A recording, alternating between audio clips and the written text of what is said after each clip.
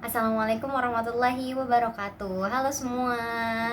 Kembali lagi dengan saya Alifa Naila Alfarafisya dengan NIM 2313 40131.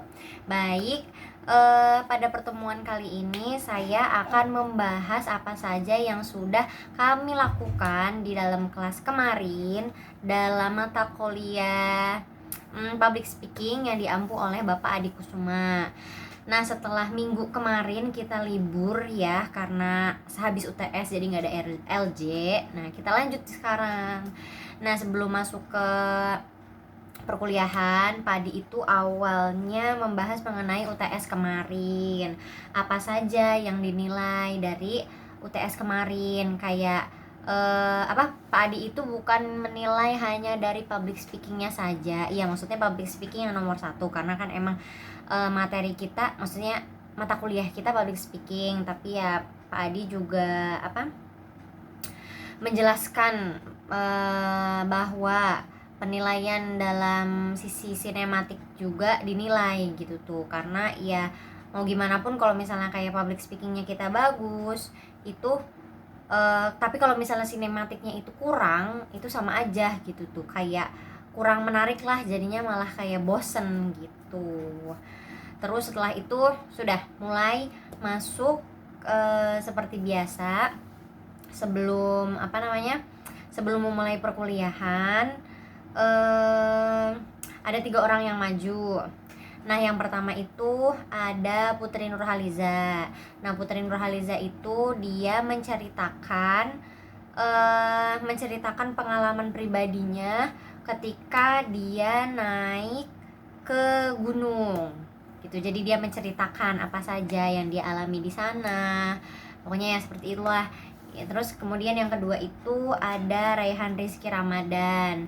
Nah, dia itu membahas mengenai konten kreator yang mengajarkan mengenai public speaking.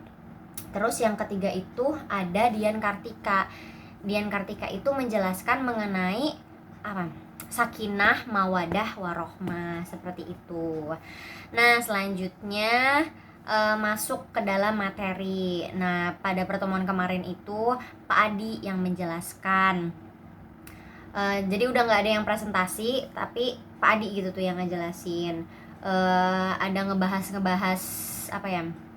membahas ulang yang sudah kita pelajari juga, itu dibahas kembali sama bapaknya. Terus kemarin itu yang dibahas mengenai ranah privasi dan ranah publik pada komunikasi gitu.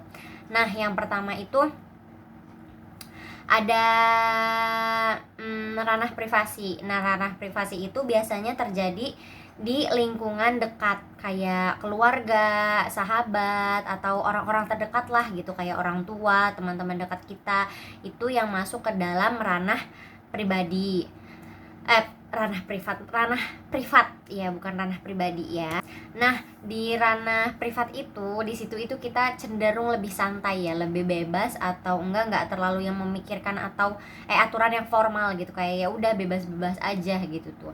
Nah, terus yang bahasa digunakan juga enggak begitu fleksibel, terus kayak enggak formal yang dipakai, jadi ya udah pakai bahasa informal aja gitu. Nah, sedangkan ranah publik itu situasi dimana kita berbicara di luar lingkungan pribadi, kayak di luar dari orang tua, teman dekat, saudara, atau yang lain-lainnya. Pokoknya ya yang di luar dari ranah privat itu dibilangnya masuk ke ranah publik gitu. Kayak contohnya itu kayak kita di kelas, presentasi di kelas gitu, atau acara-acara resmi ya, itu masuk ke ranah publik. Nah, di sini kita itu harus lebih memperhatikan cara berbicara kalau di ranah publik ya, mulai dari pilihan katanya, sikapnya, sampai cara kita menyampaikan pesannya seperti apa gitu. Nah, kemudian ada beberapa hal nih yang membedakan berbicara di ranah public dan ranah private. Yang pertama itu ada keberagaman audiens. Nah, kan kalau misalnya di public itu orang-orangnya lebih beragam, jadi kita itu harus menyesuaikan bahasanya agar bisa dipahami sama orang-orang yang ada di situ gitu. Yang kedua itu ada jumlah orangnya. Nah, di ranah publik juga biasanya audiensnya itu kan jadi lebih banyak. Jadi penyampaian kita itu harus lebih jelas dan lebih terstruktur gitu. Kemudian yang ketiga itu tempatnya. Ranah publik itu berbicara di tempat umum. Nah, tentu kan kalau misalnya berbicara dengan beda gitu tuh kalau misalnya kita berbicara di rumah. Nah, sehingga kita itu perlu menyesuaikan volumenya sama bahasa tubuh kita. Nah, yang keempat itu ada acaranya. Nah, setiap acara itu kan punya suasana yang berbeda, jadi gaya komunikasinya juga harus disesuaikan. Nah, kemudian selanjutnya itu berbicara di ranah privat.